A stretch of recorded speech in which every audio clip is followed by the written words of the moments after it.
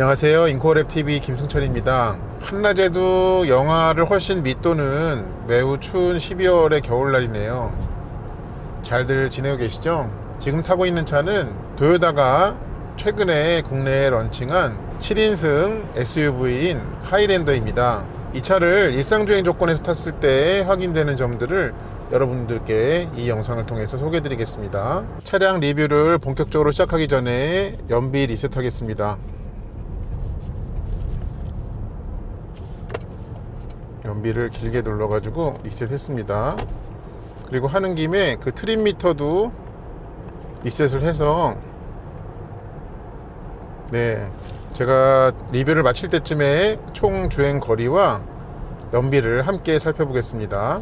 먼저 이 차의 간단한 소개를 드리면요, 엔진은 188마력을 내는 2500cc 4기통의 애킨슨 사이클 자연흡기 엔진을 갖고 있습니다. 그리고 이제 전륜에도 모터가 있고 그 다음에 후륜에도 모터가 있는, 그 대신에 이 둘 사이에 기계적인 연결은 없는 E4라는 사륜구동 시스템을 갖추고 있어요. 이 전륜 모터에는 보통 도요타의 하이브리드는 이제 전륜에 두 개의 모터 제너레이터 MG1과 MG2를 갖고 있는데, 그 중에 이제 구동에 활용되는 MG2는 모터의 출력이 134kW로 되어 있습니다.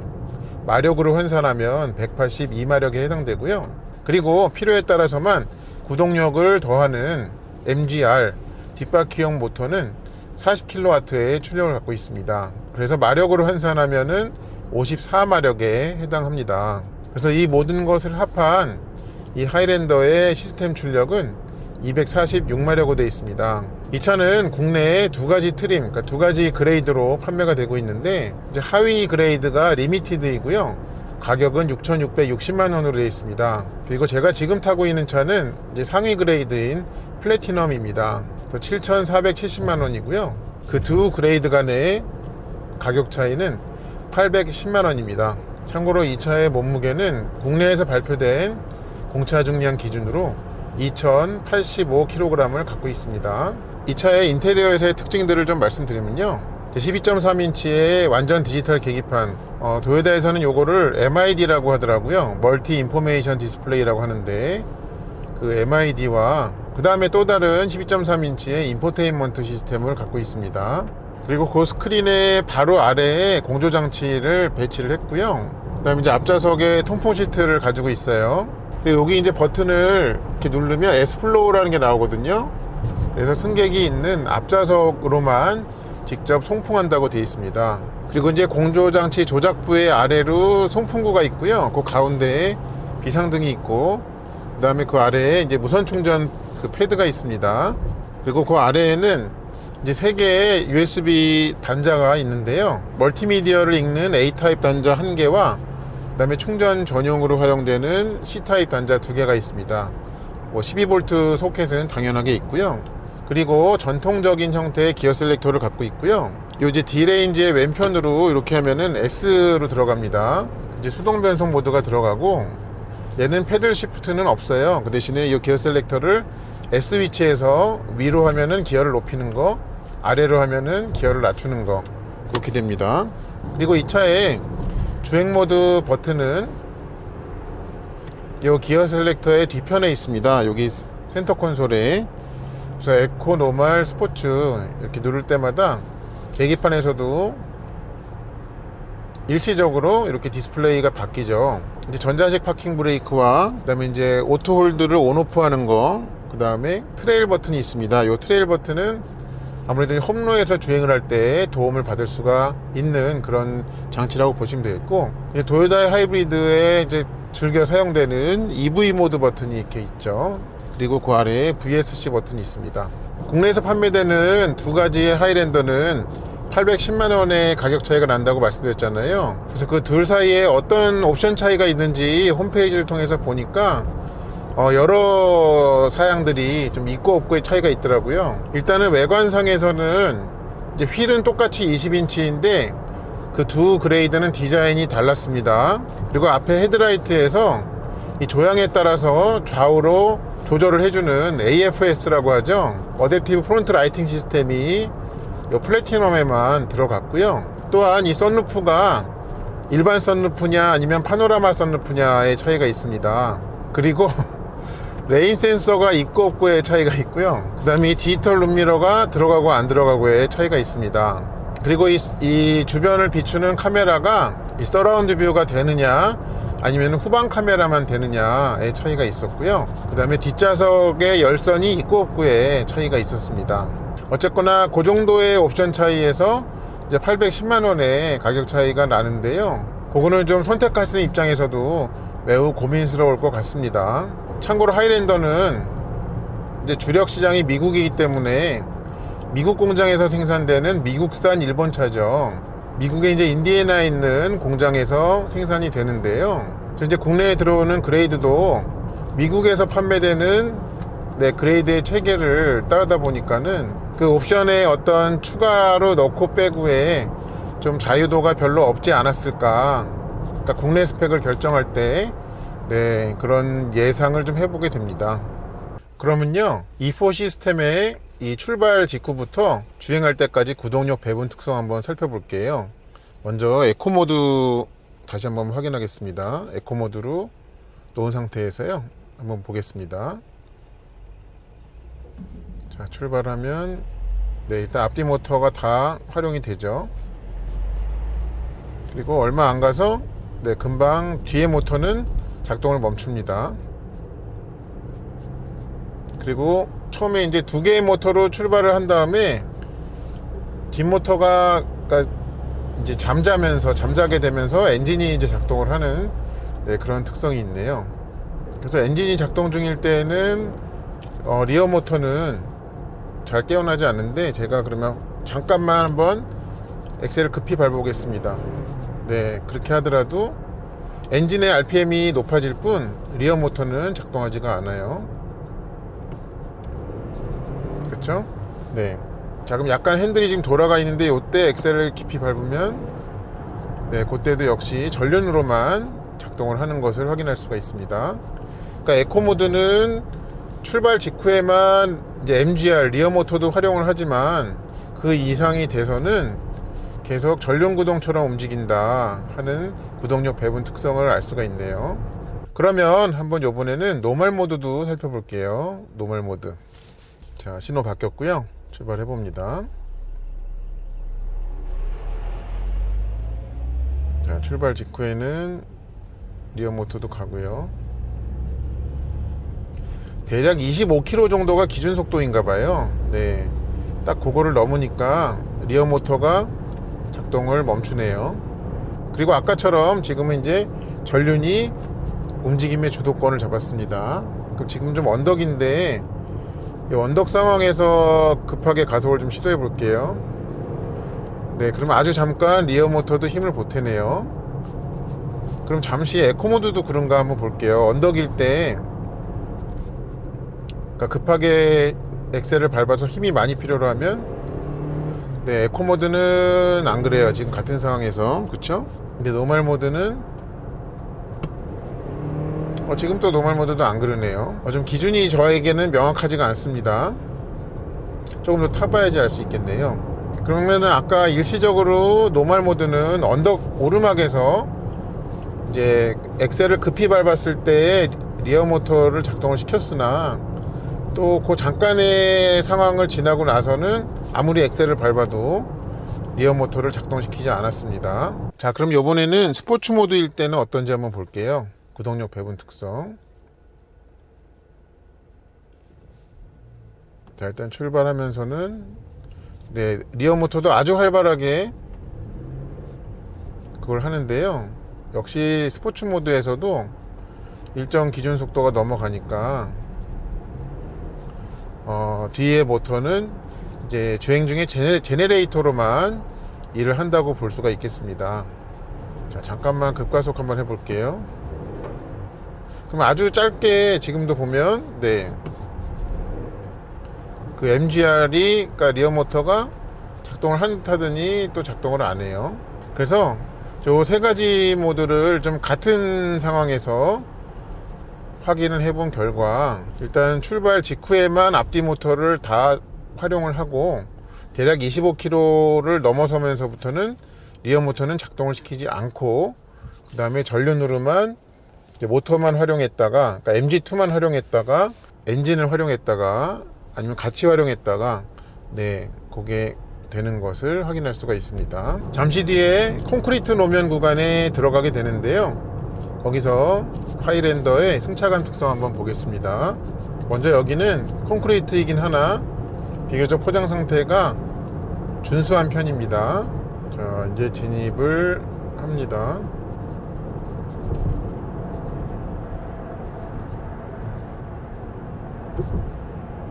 네, 여기에서는 뭐 아주 안락한 승차감을 보여주고 있습니다. 그리고 노면 소음도 여기가 콘크리트 노면이라는 거는 알 수는 있습니다, 이 소음으로. 그렇지만 그 절대적인 음량이 크지는 않습니다.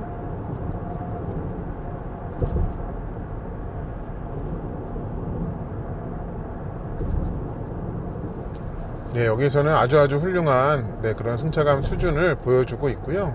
자, 그럼 조금 더 가가지고 비교적 포장한 지가 좀 오래된 또 다른 콘크리트 노면에서는 어떤지 한번 확인을 해 보겠습니다. 자, 여기서부터인데요, 여기는 쉴 새 없이 도로 포장 상태에 기복이 있거든요. 이 차의 지금 차체의 움직임은 그거에 일일이 다 대응하지 않는 그런 느낌입니다. 물론 얘는 뭐 전자제어 서스펜션도 당연히 아니고 한데,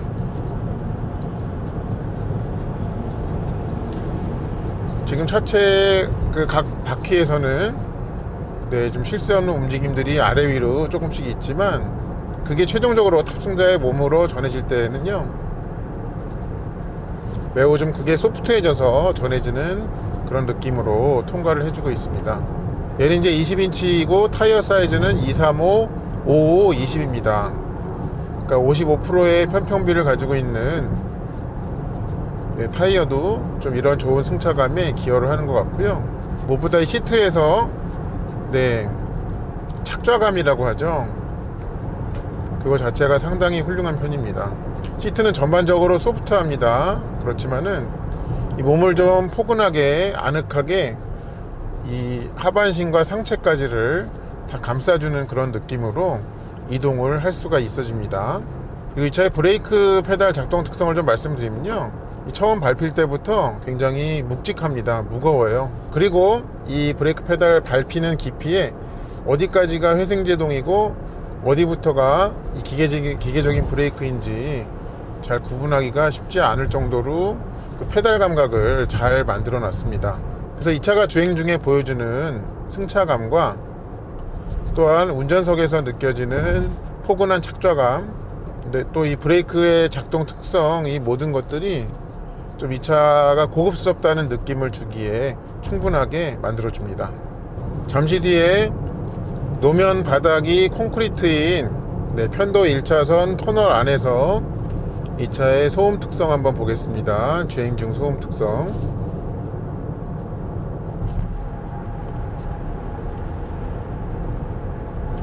얘는 이제 앞에 도어까지 이중 접합 유리가 들어가 있죠. 어떤 것 같으세요? 운전석에서 듣기에는 소음 차단 수준은 꽤 훌륭한 편입니다. 이렇게 옆에서 차 지나갈 때에도 뭐 그런, 그러니까 다른 차량이 내는 소음 수준의 변화가 없을 수는 없죠. 그런 이제 지나간다는 것을 알 수는 있는 정도이긴 하지만 또 여전히 훌륭한 편입니다. 지금 연달아서 차들이 오고 있죠.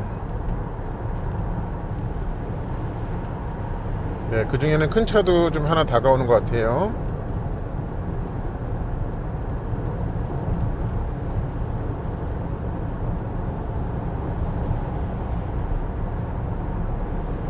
큰 차가 지나간다 하더라도 소음이 잘 차단돼 있어요.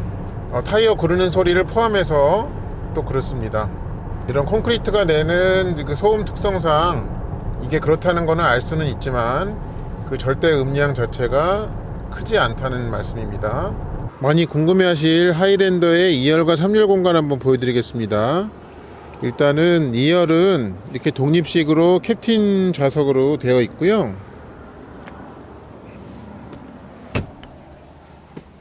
이렇게 탑승을 해보면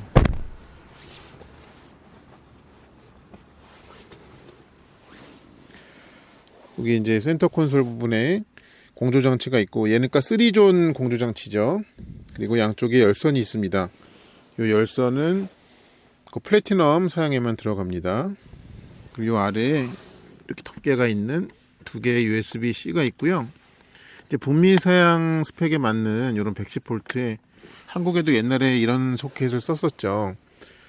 그런 콘센트가 마련이 되어 있습니다. 파워 아울렛이라고 해야 될까요? 그런 게 있고,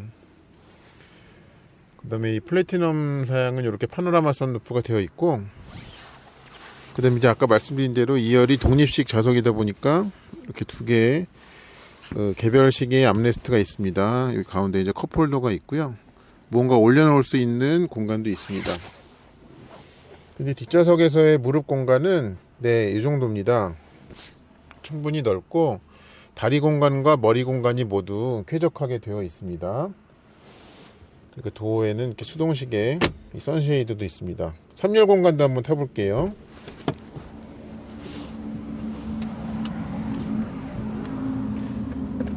이렇게 접어가지고 앞으로 한 다음에 3열 공간에 탑니다. 얘가 완전 풀사이즈 SUV는 아니다 보니까 요런 느낌이고요.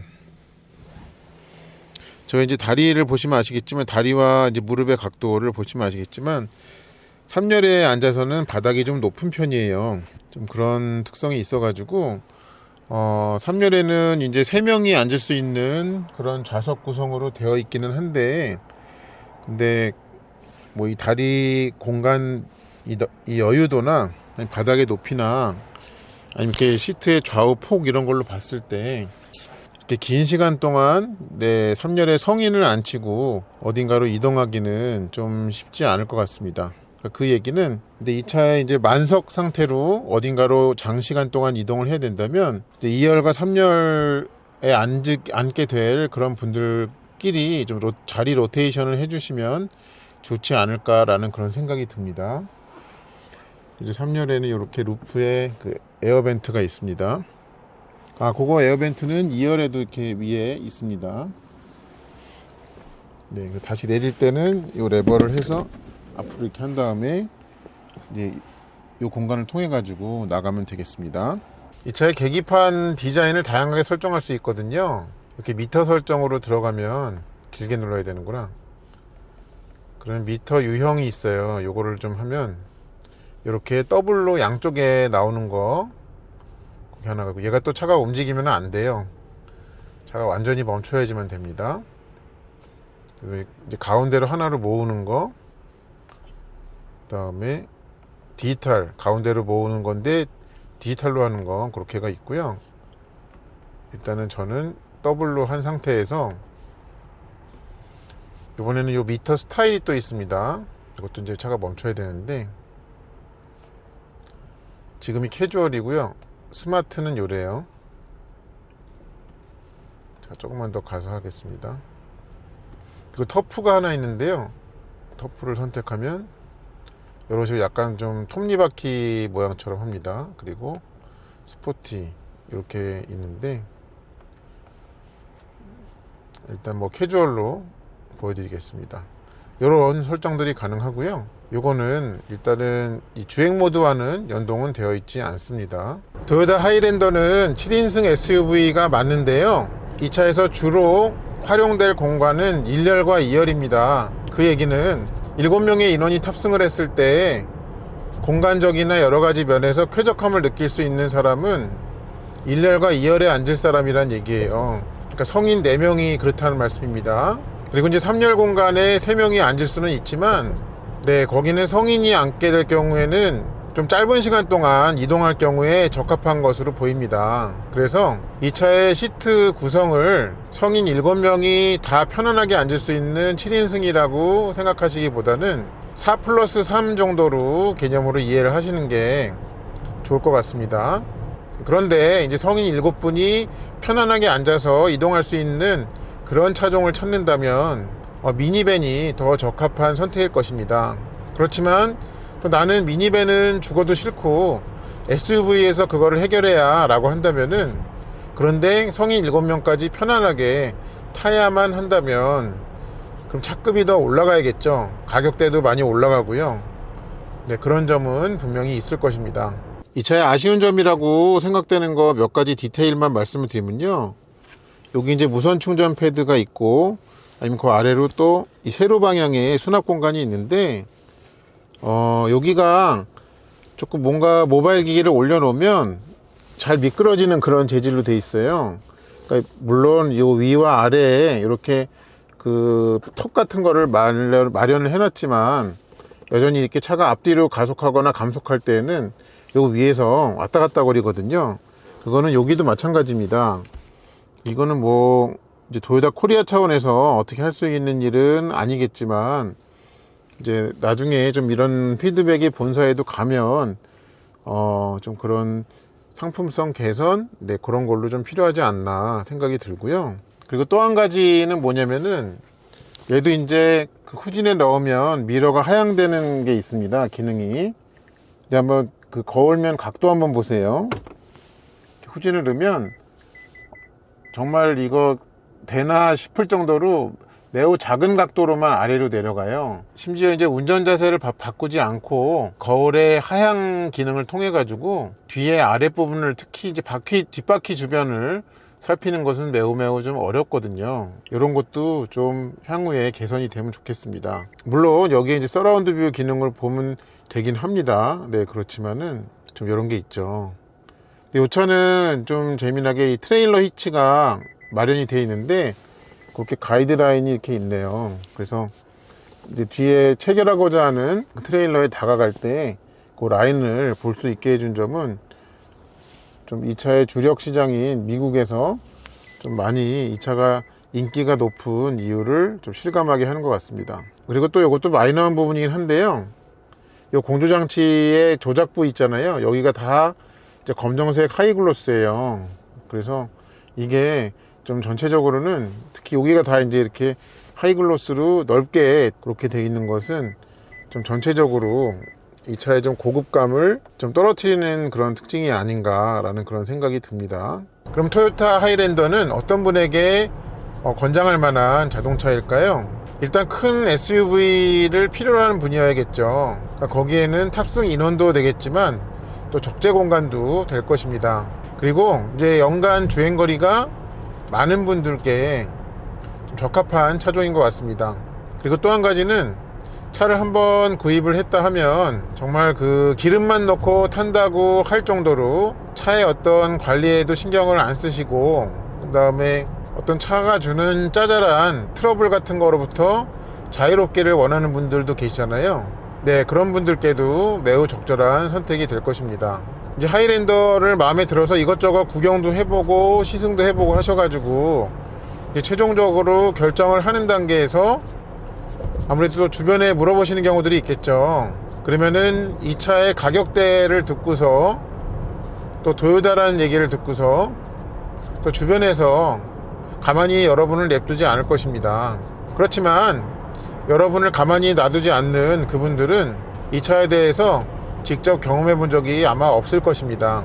그런 의미에서 본다면 이 차는 어떻게 보면 정작 선택해서 타고 다니시는 분들은 매우 만족하면서 타시는데, 오히려 선택을 안 하거나 선택과 상관없는 사람들이 또 입방아를 찌울 수 있는, 네, 그런 차종이라는 생각도 들기는 합니다. 그렇지만 주변에서 입방아를 찢는 사람들이, 네, 여러분에게 한 푼 어떤 보탬이 되거나 하는 건 없죠. 그냥 입방아만 찌을 뿐입니다. 그리고 또 하나 말씀드릴 수 있는 것은, 저도 이 차를 직접 이제 운전석에 앉아서 타보기 전까지는 가격대가 좀 높네 라는 생각을 하던 사람 중에 한 명이었습니다. 근데 이 차를 이런저런 조건에서 타보고 나니까 이 가격이 비싸다고 생각이 안 들게 되더라고요. 그런 의미에서 본다면 이제 고려 단계에서 결정 단계에 넘어가실 때 꼭 이 차를 한번 시승을 해 보시기를 추천을 드립니다. 아니, 강추를 드립니다. 하이랜더의 리뷰를 맞춰가는 시점에서 이 차에 대한 총평을 내려봐야 될 것 같은데요. 자동차는 출발 지점부터 목적지까지 그 이동을 제공하는 그런 수단이잖아요. 근데 그렇게 이동하는 데 있어서 다양한 수단을 선택할 수가 있죠, 우리는. 그렇지만 그 이동의 시간을 쾌적하고 편안하게 해준다라는 점에서 이 차의 가치는 더욱 빛나지 않나 그렇게 생각이 됩니다. 그리고 이 차는 주로 4인승으로 활용이 될 SUV이겠지만 필요할 때는 7명까지 태울 수도 있는 그런 SUV라는 점을 말씀드릴 수가 있겠습니다. 그래서 좀 간단하게 요약해서 말씀을 드리면 이 차는 매우 퀄리티가 높은 7인승 SUV다 하는 점을 말씀드리면서 토요타 하이랜더의 일상 조건에서의 리뷰를 마치도록 하겠습니다. 하이랜더의 리뷰를 마치는 시점에서 제가 오늘 주행한 총 주행 거리와 총 평균 연비 한번 확인해 보겠습니다. 자, 12.7이 나왔습니다. 12.7이 나왔고요. 그 다음에 총 주행 거리는 480km 주행을 했네요. 이 차의 이제 공인 연비는 13.8로 이제 국내 인증이 됐는데요. 그거보다는 한 10% 정도 덜 나왔죠. 근데 요거의 이유를 굳이 찾자면 제가 항상 뭐 어떤 차를 리뷰하든지 두 군데 와인딩 로드에서 리뷰를 하기 때문에 그 조건은 동일한데요. 요번에는 외기 온도가 낮이나 밤이나 계속 영하 한 5도 아래를 이제 유지를 했습니다. 그래서 이제 엔진차나 하이브리드 차나 외기 온도가 이제 많이 낮으면 또 연료 효율도 같이 많이 낮아지거든요. 그래서 이제 그 부분이 여기에 좀 영향을 미친 것으로 그렇게 보이고요. 그래서 이제 실제로는 이 공인 연비와 비슷하거나 더 잘 나올 것은 이제 분명하게 예상을 할 수는 있습니다. 그렇지만은 좀 그 공인연비, 발표된 공인연비보다 덜 나온 이유는 그런 걸로 생각이 된다 하는 점을 말씀드리겠습니다. 저의 영상이 이 차량을 궁금해 하셨던 분들께 차를 이해하는 데 도움이 되었기를 바랍니다. 시청해주셔서 감사합니다.